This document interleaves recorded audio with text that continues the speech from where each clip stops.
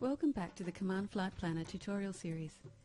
In this tutorial we will show you just how easy it is to submit a flight notification into the NAPE system. Command Flight Planner streamlines submitting any flight plan, whether it's IFR or SAR time, by giving you all the tools you need at your fingertips. Return to the NAPES link tab by clicking in the side panel. With Command Flight Planner it's as simple as clicking one button to submit your flight plan. Click on the Submit Current Plan button toward the top of the screen and the main window will switch to the Submit Plan tab and a domestic flight notification form will appear. It will contain a summary of the information derived from your flight plan. If you wish to lodge an ICAO or SAR time notification, you can choose these options from the Submit Plan tab. Returning to the domestic flight notification, Command Flight Planner has a function for you to test submitting plans that you can use by checking the No Send box in the toolbar at the top of the screen. This means that the plan will be received and validated by the NAPE system but will be ignored for all other purposes. Each stage will appear in a tab across the top of the form and you can switch between them by clicking on the relevant tab. As a general rule in Command Flight Planner, areas covered in blue are required fields.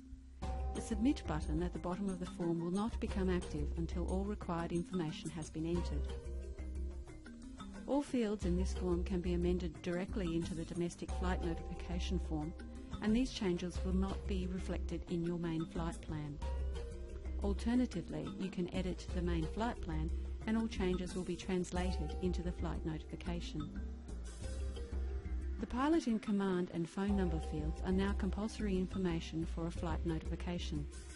This information can be entered into each stage, or you can return to the flight plan and enter this information under the Other Information tab. Exit the flight notification by clicking Cancel and return to the flight plan. Select the Other Info tab and enter the pilot's details and phone number.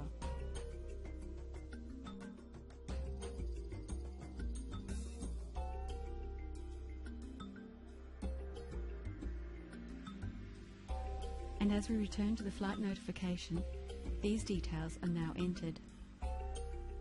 In our notification form, the ETD field is also incomplete.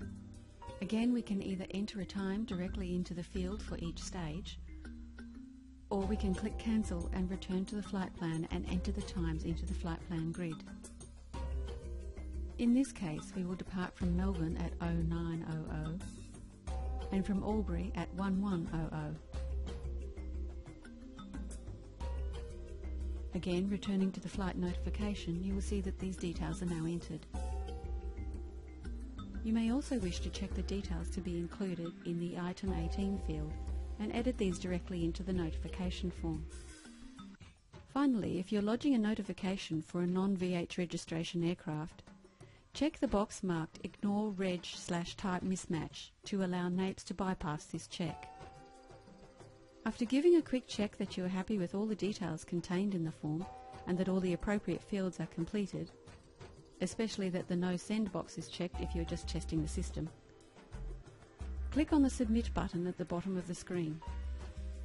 This will lodge the plan and return a flight notification confirmation which you can check for accuracy.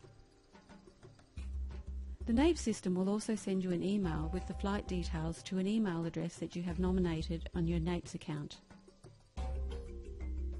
Within the flight notification form, it is also possible to submit your plan in parts. For example, if you were planning a trip over several days and wanted to lodge your plans closer to when you were flying. To do this, you would plan your entire flight as normal and bring up the flight notification form. All stages in the plan will be presented in tabs across the top of the panel. You can then delete the stages that you do not wish to submit at this time. In our plan, we may wish to overnight in Albury and check the weather again before continuing on to Sydney. We would delete the Albury to Sydney stage by clicking on its tab and then the Delete Stage button in the toolbar. This will remove the stage from the notification but leave the stage in your original flight plan. We can then submit this stage only and repeat the process for other stages after updating the plan with more current briefing details. We've now covered creating a flight plan, accessing NAPES briefing data and lodging the flight notification. Join us in the next tutorial where we will look closer at the aircraft type library and creating your own aircraft profiles.